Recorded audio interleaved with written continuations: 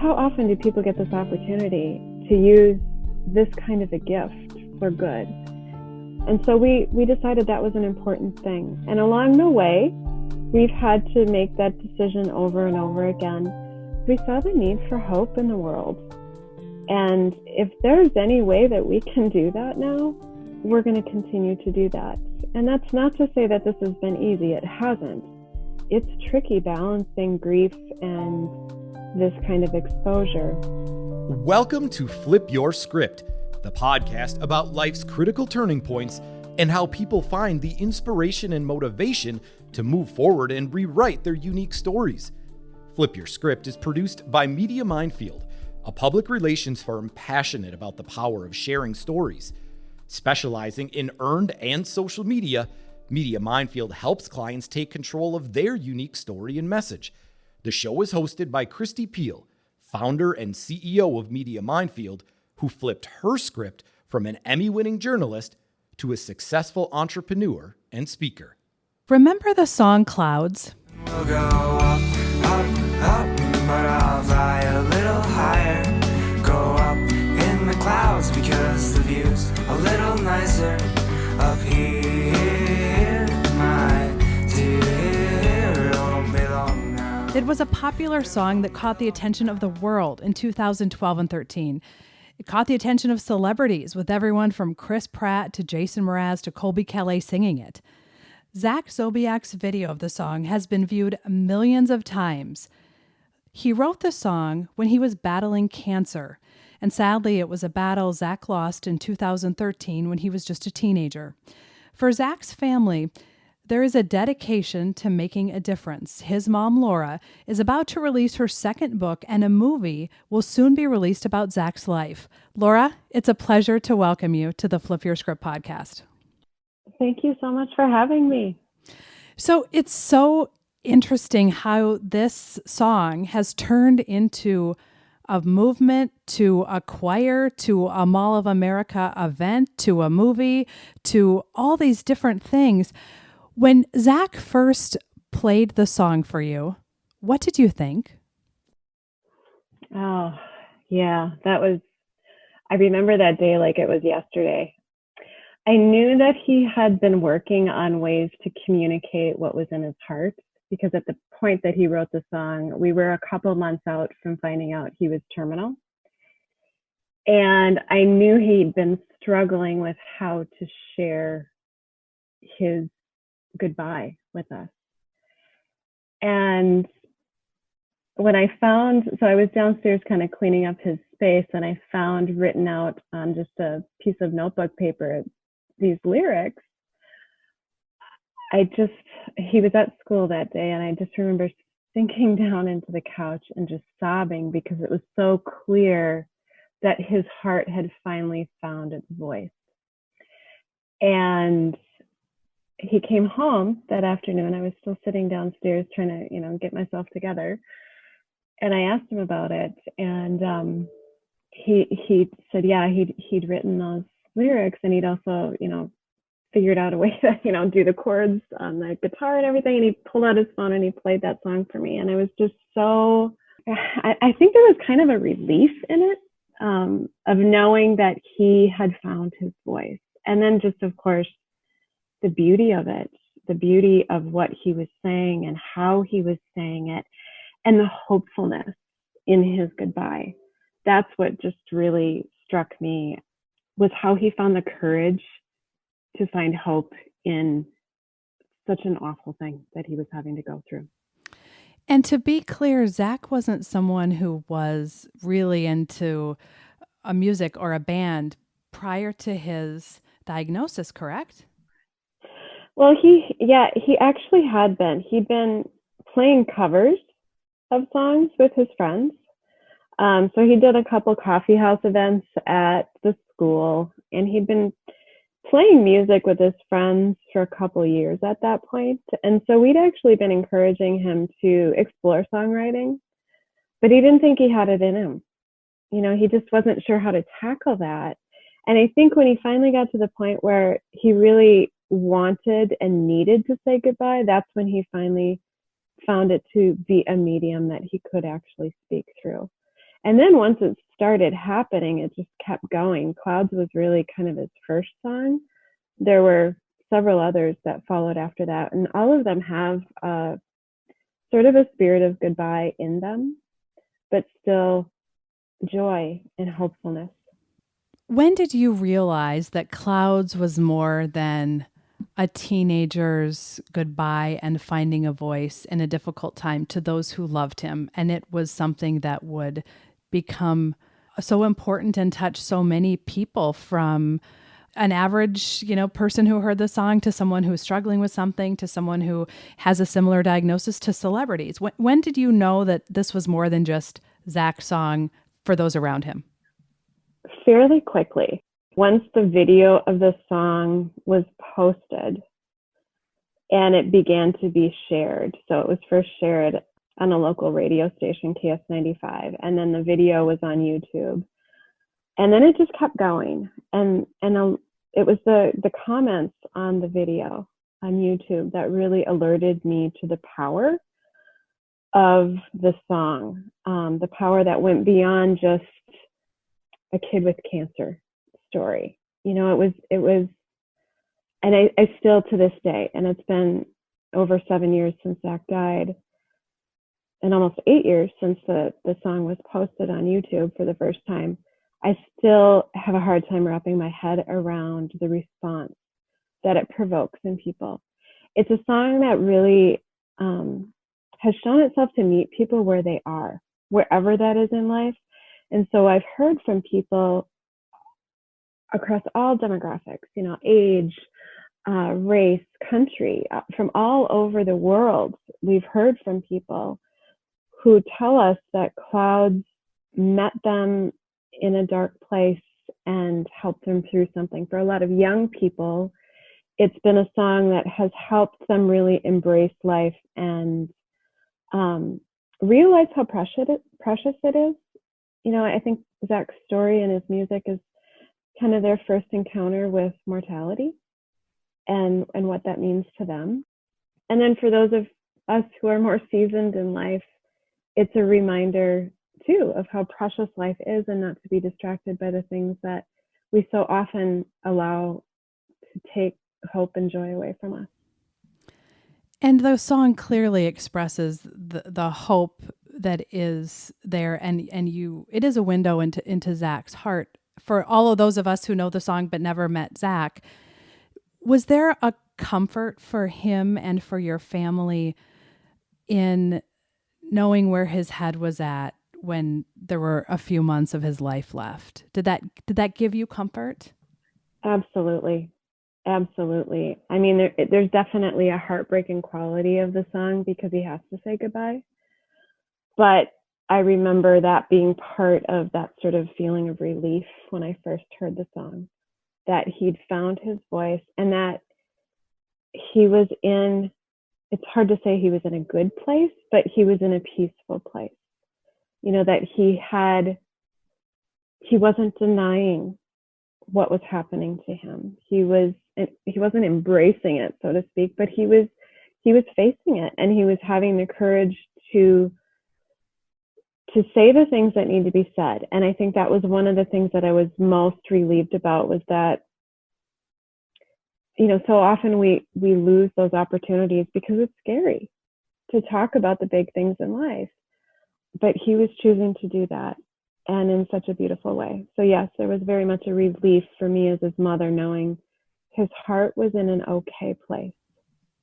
In the middle of the treatments and all of the medical things that were happening to him, and that's so hard for everyone, for him and for you to watch and all of that.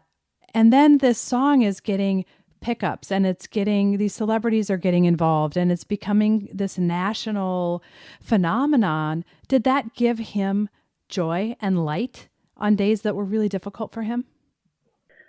I think early on it did. It's always exciting to see how you can touch people. And that was important to him. He really understood the power of that, which I was really proud of him for, that he understood his voice could be used for something good and powerful. So I think there was joy in that. And it's just, you're a teenager and this song you wrote is going viral. That's cool. So there was a part of the experience that he really enjoyed. I think as he got more sick and was really feeling the effects of, the tumors growing in his lungs, and just as his health declined, it became heavier for him, because he really needed to sort of let go of what was happening out in the world and really focus on his relationships that were important to him. It became a little bit of a distraction later on. Not a little, it was a lot. And so he really just had to kind of shut it out. And, we all know that there are people out there with just very negative outlooks on life and look for ways to bring that negativity into positive things. And that was definitely happening. There were trolls that were, had their fingers in things. And so that was hard. So it did just at some point along the way, we just kind of needed to shut things out. And he especially did. Because he wasn't writing that song to become a public figure, and he had no practice in dealing with trolls, and neither did you. So you have the most horrible thing a family can think about going through with a child while getting negativity. That must have been really difficult. Yeah, I mean, there's definitely a mama bear side of me that reared its head when those things were happening. But one of the things that we learned just with the battle with cancer was cancer is like the ultimate troll. It's the thing that just lurks around every corner and waits to, shove you to the ground. So we had lots of practice with that. And I think we harnessed that and just decided we just weren't going to pay attention to people that brought that into our story. And just understanding that, at the end of the day, we're all looking for something. And a lot of times we can't put our finger on it, but it's love. We want to be acknowledged. We want our lives to mean something. And people who bring negativity into life, they just don't know how to do it any other way. Any attention is better than none, and so that's just kind of where we decided to put that. Is they're just people who are looking for something in a very distorted way. It's a really good way to think about it and to deal with it. So as the song takes off, you have this decision really to make as Zach passes away. Are you going to go quiet and away, or are you going to keep public? And you chose to keep public. Was that difficult for you? Kind of. I mean, it's something that we came together as a family. It was no one person's decision. It wasn't Zach's decision alone. It was the whole family. And when we got to the point where the context of the sharing was the bigger mission of doing what we could to leverage Zach's music and his voice to help other kids, meaning kids who were going to be diagnosed with osteosarcoma in the future, we could get behind that. And so in that sense, it was a pretty easy decision, because how often do people get this opportunity to use this kind of a gift for good? And so we decided that was an important thing. And along the way, we've had to make that decision over and over again. Added to that mission as the response from people who'd heard Zach's story or his music was just so evidently just such a powerful experience for them. That mission kind of paralleled the mission of advocacy for osteosarcoma research, because we saw the need for hope in the world. And if there's any way that we can do that now, we're going to continue to do that. And that's not to say that this has been easy. It hasn't. It's tricky balancing grief and this kind of exposure, especially when you have so many different personalities in a family. But that's where our faith comes in. That's where our prayer life comes in, and just always checking in with each other and communicating with each other and being honest. That's an important part of this journey. And you have transformed through all of this because you have written 2 books. You have done more speaking, I suspect, than you ever did 10 years ago. How rewarding is it for you to continue to share the story of Zach and what happened, but for good? I mean, what an incredible opportunity. And, for one thing, any parent who loses a child wants that child's memory to live on. And I get to do that in spades. I get to talk about Zach all the time. And it's a pleasure, to do that. As far as the writing goes, it's actually just one book. So there's a re-release of Fly a Little Higher. It's going to be re-released as Clouds, a memoir. That is a movie edition with some additional content in it that lines up with the movie. Writing that was my way of telling my mother's story in this whole thing. I really wanted to share sort of the underneath the videos and the things out there that people see and respond to in really positive ways. I also wanted to sort of supplement that story with, there were hard parts to this too, that we aren't this really unique family that was especially gifted in getting through something like this. We weren't. And that, to me, is the beauty of the story. That's really the beauty of the story, because what that means is we're not the only ones that can do this. And especially our faith story. I wanted to show how faith lines up with how we did this. It was clunky. It was messy. It wasn't polished and pretty, but that's okay. And I think that's a message that we all need to hear, especially now when things are so messy and scary and we don't know how to do this. We're all stumbling through this time, kind of blind, figuring it out as we go. But we can do it. And we can get through it, and we can survive it, and we can be better in the end. And I mentioned it earlier that some celebrities got behind the song and then some celebrities got behind the story. And now there's this movie coming out, and you mentioned that. What's it like to go to a movie set and see your family played by actors? It's really weird. I mean, there's this really, it's so surreal. I was on set for the first day of shooting, and that day, Finn Argus, who plays Zach and who looks a lot like Zach, he was dressed like in the bald cap. He didn't have any eyebrows, so he looked like Zach in the middle of treatment.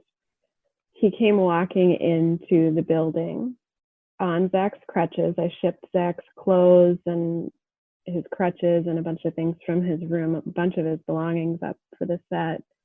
So he came walking in on Zach's crutches. He looks like Zach. He's built like Zach. It's the first time in my life I've actually sobbed in the arms of a stranger. I just cried with the woman who gave him that look. Her name was Pamela, and she was a makeup artist. And that feeling was the best way I can come up with to describe it. It's kind of like you forget what it's like to have that person around, like physically around when they've been gone for so long. You're used to responding to images and memories, but not physically seeing them. And the closest I can come to relating that feeling to somebody else would be like if you are, well beyond your grade school years and you open up a box of crayons and you smell that smell and you're instantly back in the, that second grade class. It just brings you back there. And that's what it felt like to see Finn dressed that way. It just brought me back to like, oh, this is what it felt like to have Zach in the room. This is what it felt like to watch him walk across the room, and so that was powerful. And just, I was in a daze really, probably the whole time I was up in Montreal for the filming, because there were so many conflicting emotions, just that deep gratitude for having this amazing thing happen around our story, but then also having to really just go into the depths of grief again and mourn the loss of Zach being present. So yeah, it's been crazy. And then just to see the response, you know, all these celebrities, it's so affirming to have people join in with that level of notoriety, you know, and say, this is good. This is a good song. I had the pleasure of meeting Paul Simon at an event. He was being honored along with the radio station. And we were in Washington, D.C. And so Paul got to hear Clouds being performed by Vicky Martinez on that stage. And I got to meet him afterwards. And he'd heard all about the story and Zach and how he wrote that song. And as I approached him, somebody said, "Oh, this is Zach's mother." And he reached up and he gave me a big hug. And he's like, "That song is amazing." And he asked me about, you know, did he write other music and stuff like that. I thought, how, this is a big deal. Like, Paul Simon, one of the greatest singer-songwriters to ever live, has just said Zach's song is a really good song. And he was blown away. And, you know, so that's just been icing on the cake, really, is just to get that kind of praise from people who know what they're talking about. What do you think it is about the story that motivated celebrities to want to make a movie about it and wanted Disney to release it? What's the nugget that has captivated people, or are you still not quite sure? Yeah, that's a really good question. There's a big part of me that I don't know. I don't get it. I mean, as I was writing the book, there was this little like voice in my head, like, nobody's going to care about this. Why are you writing this? Nobody's going to care, because it's your life, you know, and everybody, there's an element of like, is anybody going to care about this? I don't have anything to offer. So yes, there's definitely that. But when I step back and I look at what Zach did, how he did it in the last year of his life, and the courage that took. And like when you listen to Clouds, you hear the heartbreak, but you can't help but be happy, you know? And so he had this amazing skill of communicating that. And I think the nugget is, and what I hear from people is, this is a heartbreaking story that made me cry, but I don't know why it also makes me happy, you know. And that's the nugget is, and I think what all of it boils down to is, that's what hope is. That's what hope in a time of great suffering looks like.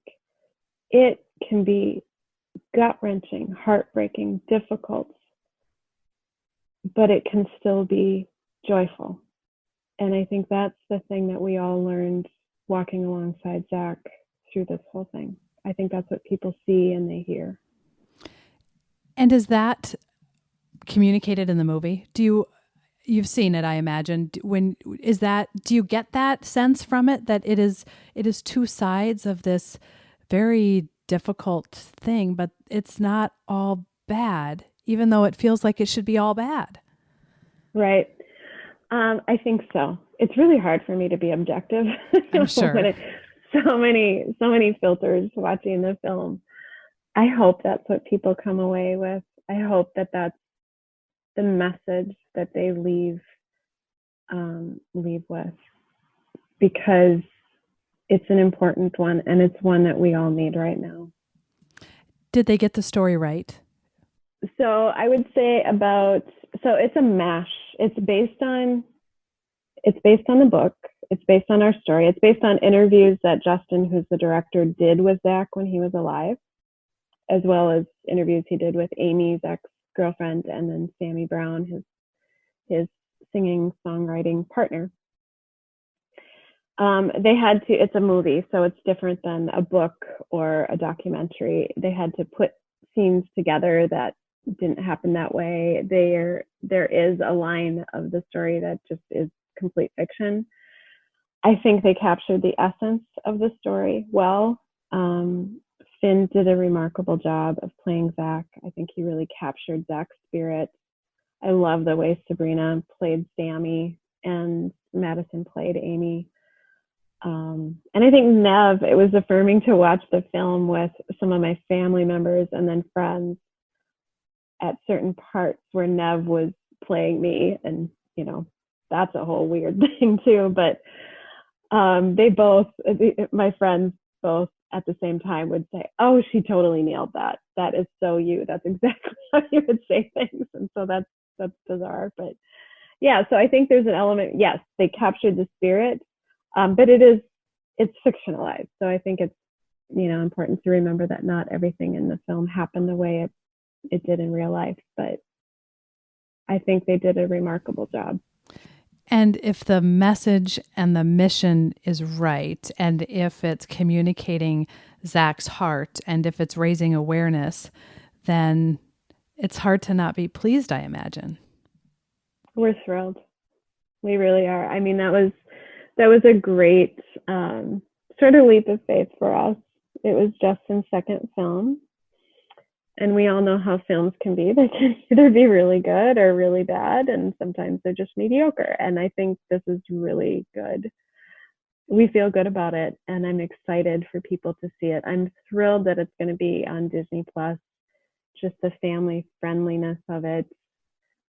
Yeah, it's all lining up so much better than we thought it would.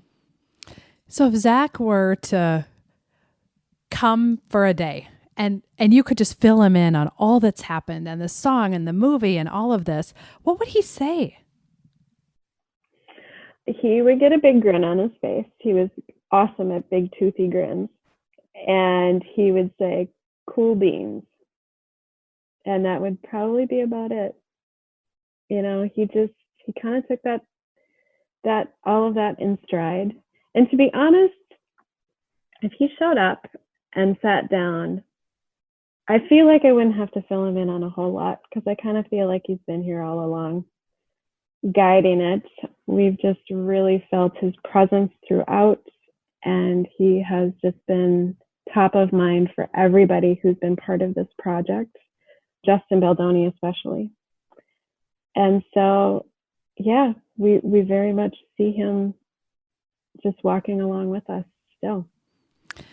And I suspect that if you had a day with him, you might not talk about the movie. There's probably some things with family members that have happened that he might be more interested in.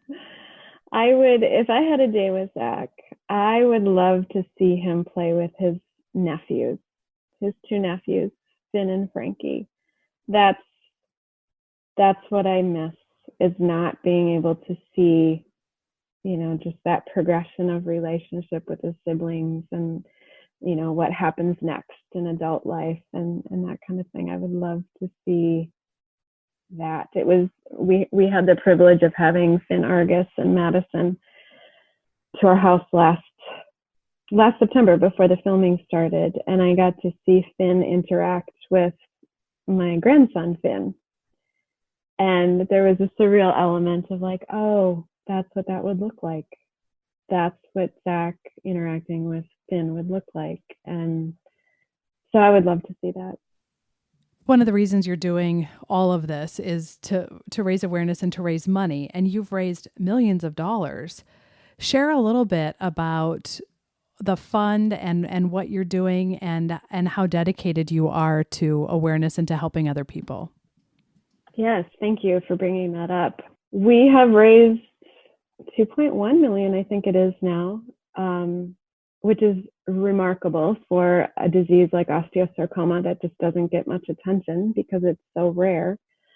So I actually work at Children's Cancer Research Fund, where Zach's fund lives, the Laura Sobiech Osteosarcoma Fund. So I actually have very much involved myself in the space of childhood cancer advocacy and particularly osteosarcoma. So it's just been very rewarding for me to be in that space, connecting with people who have children who are battling cancer. I can walk alongside them and just really be in that space with them. And so that's been very rewarding. we've set up to go along with the movie and all the exciting things that are happening right now.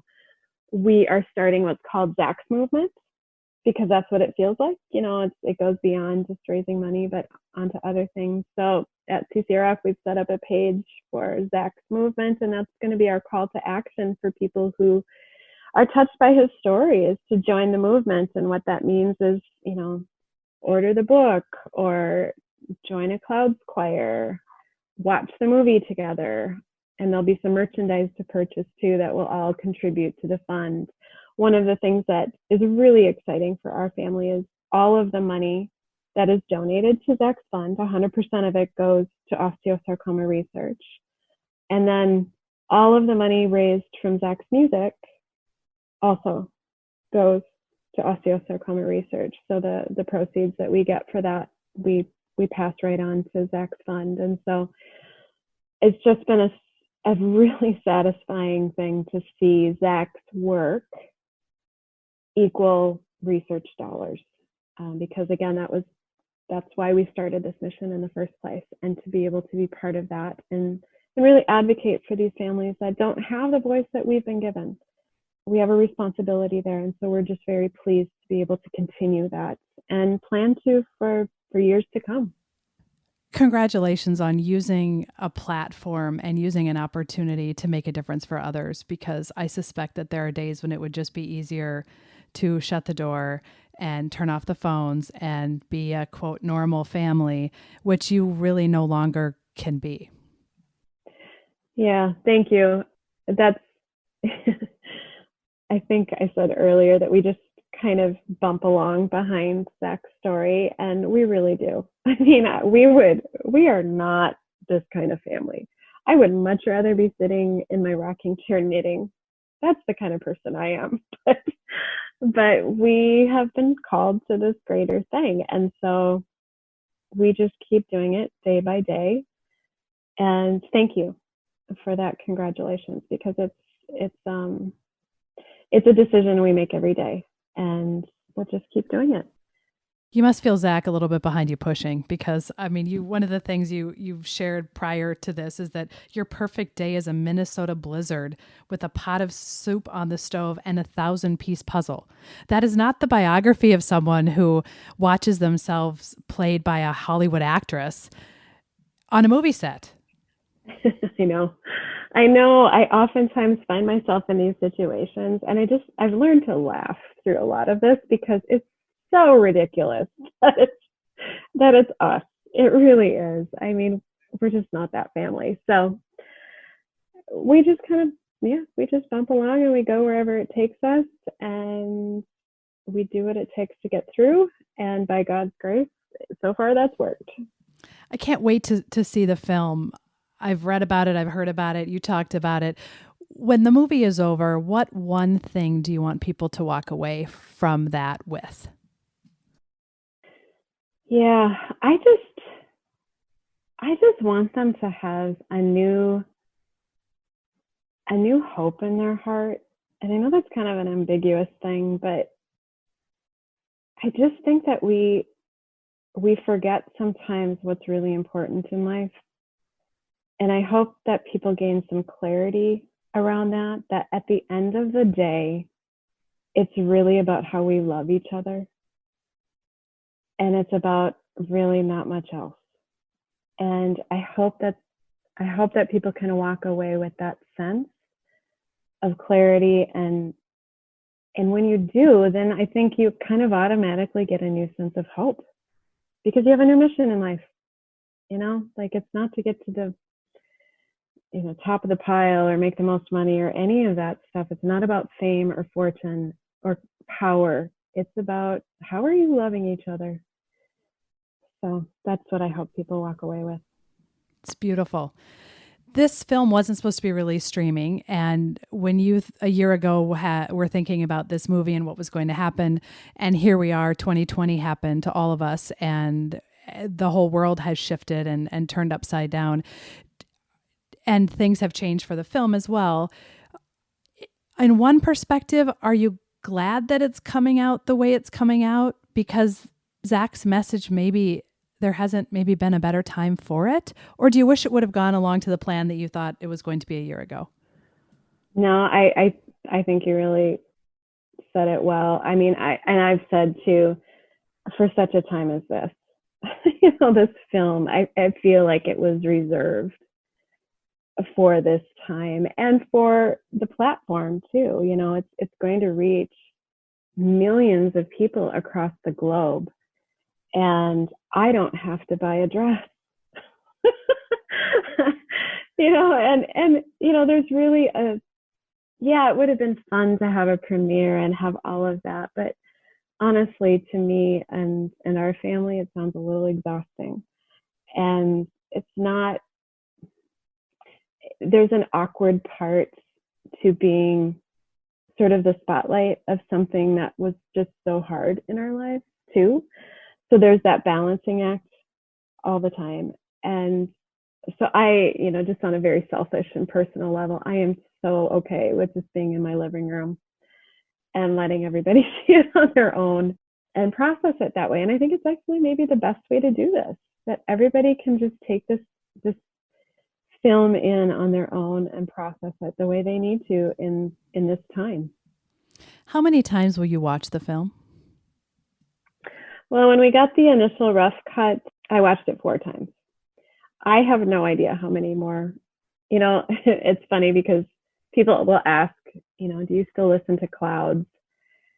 And I don't, because, there's just a point where it's been a lot. And so I suspect the film will be the same.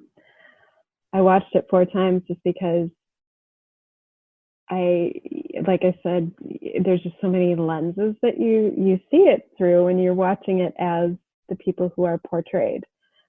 So it took me that many times to figure out if the plot even made sense, because I was, looking at all the individual slices of the movie. But I don't know how many times I'll watch it.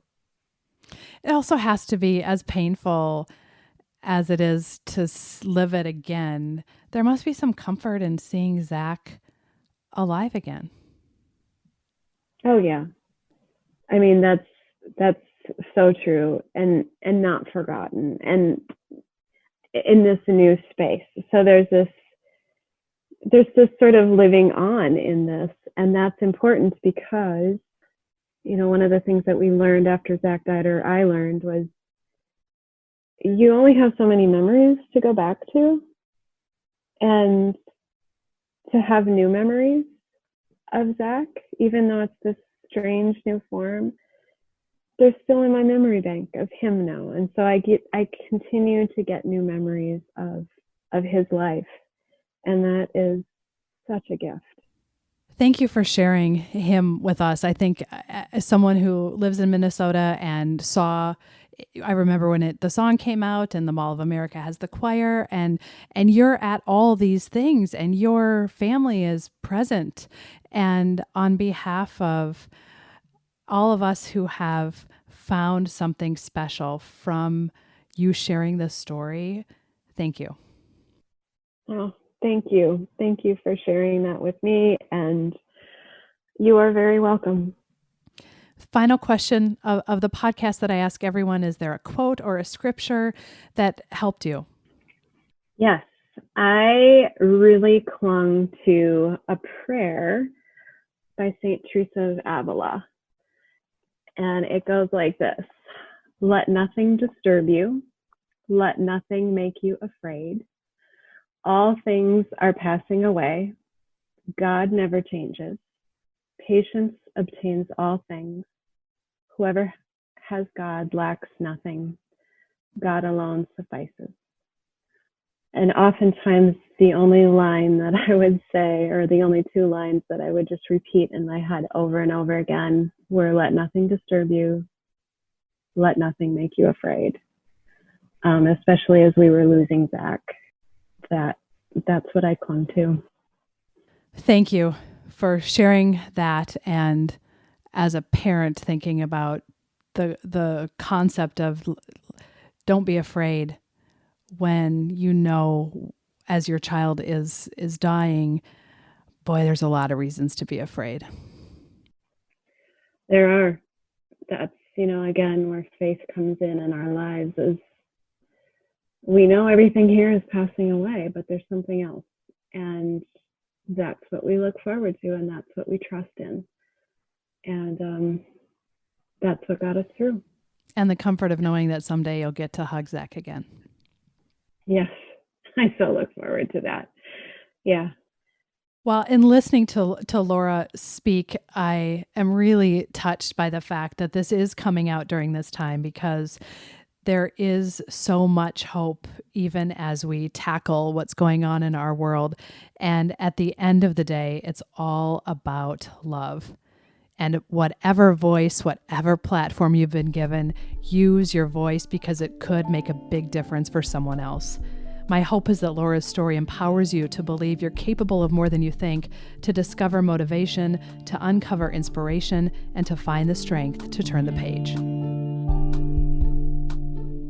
Thank you for listening to Flip Your Script, hosted by Kristi Peel and produced by Media Minefield.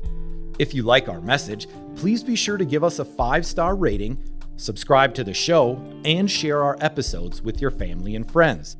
Do you or someone you know have a story about flipping your script?